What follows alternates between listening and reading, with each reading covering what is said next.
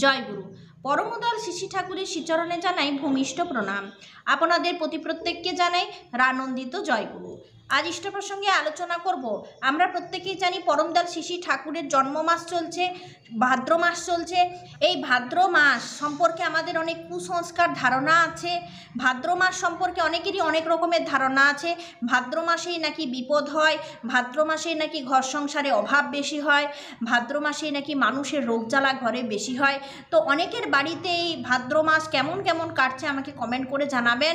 যাদের যাদের বাড়িতে ভাদ্র মাসে বেশি বিপদ হয় এবং ভাদ্র মাস সংক্রান্ত বিভিন্ন রকম কথা আপনারা জানেন এবং বোঝেন, আর ভাদ্র মাসে এরকম যদি দিনগুলো খারাপই চলতে থাকে, খারাপ সময় উপস্থিত হয়, তাহলে আপনাদের কি করণীয়, আচার্যদেব কি করতে বললেন সেই সম্পর্কে একটু আজকে ভালোভাবে শুনুন। কারণ এরকম একটা নিবেদন পৌঁছেছে আচার্যদেবের কাছে। আর আমি এই প্রসঙ্গটা নিয়ে আসলাম এই জন্যই যে ভাদ্র মাস চলছে এই কারণেই। তো আচার্যদেবের এই সম্পর্কে কিছু কথা, একটা প্রসঙ্গে বলতে যে বিভিন্ন প্রসঙ্গে নানান কথা, সেই সবই আপনাদের সামনে আমি পরিবেশন করব। শুরু হলো নানা জায়গা থেকে আগত মানুষের নানাবিধ নিবেদন। কলকাতা থেকে এক যুবক ভাই প্রণাম সেরে জানালেন তার মন কোনো সময়ই ভালো থাকে না, যে কাজে হাত দেন ঠিক মতো হয় না, লোকজনের সাথে সম্পর্কগুলো দিনে দিনে খারাপ হয়ে যাচ্ছে। বর্তমান আচার্যদেব বলছেন, কেউ যদি কায়দায় পড়ে থাকে তাকে ততক্ষণ তোলা যাবে না যতক্ষণ না তার অন্তরাত্মা সেখান থেকে বেরোতে চাইছে। তুমি তোমার অবাঞ্ছিত অবস্থা থেকে মুক্ত হতে চাও, অথচ গর্বের সাথে বলছো যে আমি এরকমই, আমি যে এটা পারি না, আমার দ্বারা এটা হয় না। তাহলে কি পারবে নিজেকে বদলাতে? অনেকটা আমাদের কাজকর্ম আমাদের মনের উপর নির্ভর করে। আমরা যদি নিজের মনটাকে সবসময় আনন্দে ভরিয়ে না রাখি, তাহলে কিন্তু আমাদের কোনো কাজেই সফলতা আসবে না। সব সময় আমাদের কাজটা অবসাদের মধ্যেই পেরোবে। আমার মন যদি সব সময় খারাপ থাকে, তাহলে আমি কিভাবে কাজ করব? তাই মনটাকে আমাদের ভালো রাখতে হয়। তাই বর্তমান আচার্যদেব বলছেন, যদি তোমার ভুলের জন্য তোমার কোনো গ্লানি না থাকে, তবে তুমি মুক্ত হবে কি করে? যদি গ্লানি হয় তবে আশা আছে, তবে পথ তুমি খুঁজে বের করে ফেলবে। আর যদি গ্লানিবোধ না হয়, তবে এত সুন্দর জীবন নিয়ে ওই কাদাতেই পড়ে থাকতে হবে। তুমি কি জীবনের পুরোটা জানো? কবে মঙ্গল কবে অমঙ্গল, জীবনের এই সব গল্পটা জানো? নিশ্চয়ই না। তবে তুমি যে এই সিদ্ধান্তে পৌঁছালে যে আমি এটা পারি না, আমার দ্বারা ভালো কাজ হয় না, কি করে পৌঁছালে? নিজের জীবন যেটাকে তুমি নিজে বয়ে নিয়ে যাচ্ছ, সেটার পরের মুহূর্তটা তুমি জানো না। তবে কি করে বাইরের কোনো ঘটনা, বিষয়কে, বস্তুকে তুমি ভেবে নিচ্ছ যে হবে না? বাইরের ঘটনা, বিষয়, বস্তু এইগুলো তোমার হাতে নেই, সেটাকে তোমাকে হাসিল করতে হবে। কিন্তু ভাবনাটা তোমার, সেটা তো তোমার হাতে আছে, সেটাকে বদলে ফেলো। মনকে বারবার বলবে, ঠাকুর আছেন, আমার সব সুন্দর হবে। কেন আমাদের মনটাকে আমরা খারাপ হতে দেব? আমরা সবসময় তো ভাববো যে আমাদের ঠাকুর আছেন, আমি ঠাকুরের সাথে যুক্ত হয়েছি, তার মানে এই না যে আমি সঙ্গে ঠাকুরের সাথে যুক্ত হলাম মানে আমার সব কাজই ভালো হবে। আমাকে ভাবতে হবে তাই যে আমার সব সুন্দর হবে, ঠাকুর আমার সাথে আছেন, এই যে তার উপরে ভরসা, তার উপরে বিশ্বাস, আপনার না হওয়া কাজ হয়ে যাবে, আপনার খারাপ কাজটাও আপনার হাত থেকে সুন্দর হয়ে যাবে। যে আপনি ওই যে ভাবে বিশ্বাসে আছেন যে ঠাকুর আছেন আপনার কাছে, আপনার কাজ সুন্দর হবে।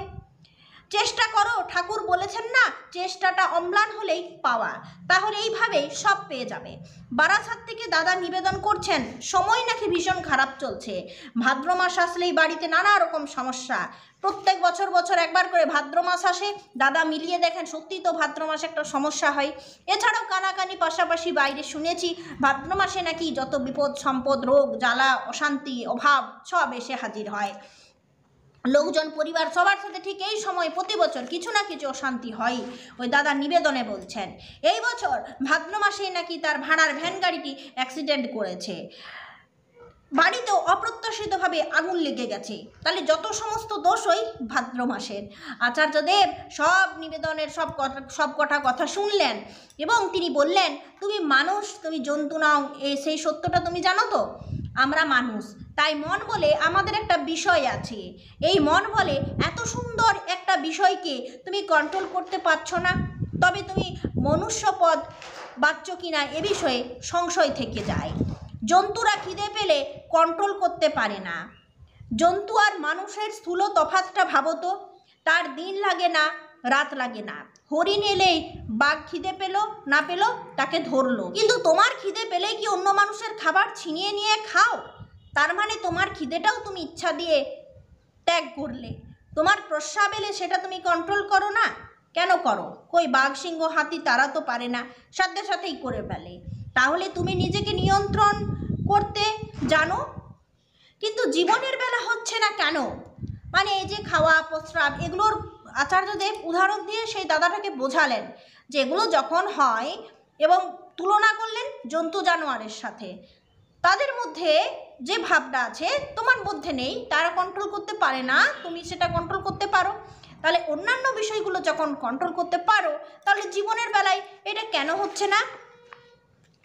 আমার অশান্তি লোকের সাথে, ঝামেলা আকাশ থেকে কেউ এসে আমাকে করিয়ে যাচ্ছে না, মনে মনে অবোধের মতো যে বিশ্বাসটা আছে সেটা দূর করো, সব তুমিই করছো। বাড়িটা পুড়ে গেছে ভাদ্র মাসের জন্য নয়, ভাদ্র মাসটাকে দোষ দিও না। আগুনটা কি মাসটা এসে লাগিয়ে দিয়েছিল না অন্য কারণে লেগেছিল? তোমার নিজের চিন্তা চলনকে দেখো। তুমি বিক্ষিপ্ত মন নিয়ে অসচেতনভাবে চলবে আর দোষ হবে ভাগ্যের নয়তো মাসের। ব্যক্তিটি জানালেন, আগে বাড়িতে নানান বিপদ হচ্ছে। আচার্যদেব বললেন, বাড়িতে বিপদ মানে? আমার চিন্তা চলন বিক্ষিপ্ত হলেই আমার বিপদ হতে পারে। আমার বাড়ির আবার কি করে বিপদ হয়? বাড়ির আবার কীরকম বিপদ? ধরা যাক গাড়ির অ্যাক্সিডেন্ট হলো, আসল কারণটা যে গাড়ি চালাচ্ছে তার অনিয়ন্ত্রণ। কই গাড়িকে তো আমরা বলি না যে তুই নিজে নিজে গিয়ে অ্যাক্সিডেন্ট ঘটালি। তাকে না চালিয়ে দাঁড় করিয়ে রাখলে 1000 বছর সে ওইভাবেই দাঁড়িয়ে থাকবে। নিজে নিজে নিয়ে গাড়িটা অ্যাক্সিডেন্ট করবে কখনো? নিজে নিজে গিয়ে গাড়িটা অ্যাক্সিডেন্ট করবে কখনো? ঝামেলা আসুক, ঝামেলা হতেই পারে, মনকে বলবে এটাই তো তোমার পরীক্ষা, যে তুমি ঝামেলা থেকে কিভাবে মুক্ত হবে। রামচন্দ্র পুরুষোত্তম হয়েও তার ঝামেলা কি কম ছিল? সর্বশক্তিমান ঈশ্বরকেও মানুষ রূপে মানুষের যা যা ঝামেলা সব পোহাতে হয়েছে। কৃষ্ণ ভগবান, তার জন্মই তো কারাগারে, জেলখানার মধ্যে অন্ধকার ঘরে তার আবির্ভাব। প্রতি পদক্ষেপে মানুষের ছোবল তার সামনে দাঁড়িয়ে আছে, যে কোনো সময়ে তার মৃত্যু হতে পারে। রাজার লোক খুঁজছে তাকে মারার জন্য। একটা ভয়ঙ্কর শৈশব নিয়ে তিনি বড় হননি, তাকে যখন মানুষ হয়ে আসতে হয়েছে, মানুষের যা যা কষ্ট সবই তাকে সহ্য করতে হয়েছে। ঠাকুরের সমাধি হয়েছে, আমরা কয়লার আগুন দিয়ে তার গায়ে চিপে দেখেছি ওটা সমাধি না, তিনি নাটক করছেন। আর আমরাও তো মানুষ, আমাদের দুঃখ কষ্ট থাকবে না এটা কে বলেছে? তারা প্রত্যেক কষ্টের সাথে লড়াই করে দেখিয়ে গেছেন পৃথিবীটা হেরে যাওয়ার জন্য নয়। তুমি যা ভজা মানে প্র্যাকটিস করা, সেই রকমটাই হবে। তুমি নেগেটিভ বলবে, নেগেটিভ ভাববে, নেগেটিভ দেখবে, আর ভাববে জীবনটা আমার পজিটিভ হবে, ভাববে জীবনটা তোমার পজিটিভ হবে। তুমি তোমার কামনা, তোমার ইচ্ছা, তোমার সংসার, তোমার উপার্জন, এই সবের মধ্যে সারাদিন নিজের ধান্দা নিয়েই ব্যস্ত আছো। কিন্তু একটু ঠাকুরকে নিয়ে চলার অভ্যাস করে দেখেছো কি কখনো? কতবার দিনের মধ্যে ঠাকুর তুমি আমার মনের মধ্যে রয়েছো এ কথা ভেবেছো?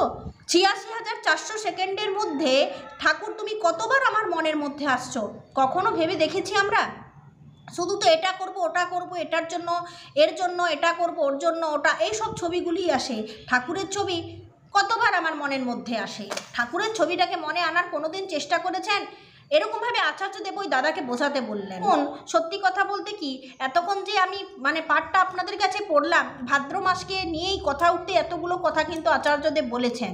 এই ভাদ্র মাস সংক্রান্ত বিভিন্ন রকম কথা আমাদের মনের মধ্যে ওঠে, পাশাপাশি আমরা অনেক কথাই শুনতে পাই। এমনকি মায়ের দিদিমারাও কিন্তু আমাদের প্রত্যেকে বলেন যে ভাদ্র মাস এলো মানে সংসারে অশান্তি দেখা যাচ্ছে। ভাদ্র মাসের জন্য এত সব, ভাদ্র মাস বেরোক তারপর দেখবে সব ঠিকঠাক হয়ে যাবে। ভাদ্র মাসে একটু এরকম হয়, রোজগার পাতি কম থাকে, তারপর অভাব হয়, এগুলো আমরা শুনেই থাকি। আসল কথা, বর্তমান আচার্যদেবের মতে এইসব কিছুই নয়। নিজের মনকে বোঝান এবং নিজে বোঝার চেষ্টা করুন। এই ভাদ্র মাসের কোনো দোষ নয়, দোষটা আমাদের নিজেদের। আমরা যখন আমাদের চলাটা যখন আমরা নিয়ন্ত্রণ করতে পারি না, সব কিছুই তখন অনিয়ন্ত্রণের মধ্যে চলে আসে। আমাদের জীবনটাও তখন অনিয়ন্ত্রণের গণ্ডির ভেতরে থাকে। তখন এই রকম অসামঞ্জস্য চলনের জন্য আমাদের বিপদ হতেই পারে, আমাদের অভাব অশান্তি আসতেই পারে, কারণ আমাদের মনটা তখন নিয়ন্ত্রণে থাকে না। আমার ঠাকুর আছেন, আমার সব কাজটাই সুন্দর হবে। আমি ঠাকুরের সাথে যুক্ত হয়েছি এবং ঠাকুরের ছবিটা সারাদিনে এতবার মনে করতে চেষ্টা করছি এবং ঠাকুরের অনুভব আমার মধ্যে আছে। এগুলো থাকলে কাজের মধ্যে একটা গতি আসে, কাজের মধ্যে একটা বাড়তি মনের ভাব আসে, মনে আনন্দ আসে। দেখবেন তখন কোনো মাসেরই কোনো এফেক্ট হচ্ছে না, অথচ কাজও ভালো হচ্ছে। এই কথাগুলো আচার্যদেবের বিশেষ নির্দেশ আছে, এগুলো আমরা প্রত্যেকেই ভাববো। ভাদ্র মাস পরম দয়ালের জন্ম মাস, ভাদ্র মাসেই জন্মাষ্টমী, ভগবান শ্রীকৃষ্ণের জন্ম মাস। এই ভাদ্র মাস কোনোদিন খারাপ হতেই পারে না। ভাদ্র মাস সংক্রান্ত যা যা ভ্রান্তি আছে সবটাই কিন্তু ভুল জেনে রাখবেন। যাই হোক, এই সম্পর্কে আজকের আলোচনা ছিল। আর হয় না, পারি না, জানি না, আমার দ্বারা হবে না, এই সমস্ত কথাগুলো, নেগেটিভ ভাবনাগুলো আচার্যদেব পুরোপুরি মন থেকে দূর করতে বলেছেন। এর মধ্য দিয়ে আমাদের জীবনকে চালাতে হবে। ঠাকুর সাথে আছেন। আপনারা প্রত্যেকে সুস্থ থাকুন, ভালো থাকুন। জয় গুরু।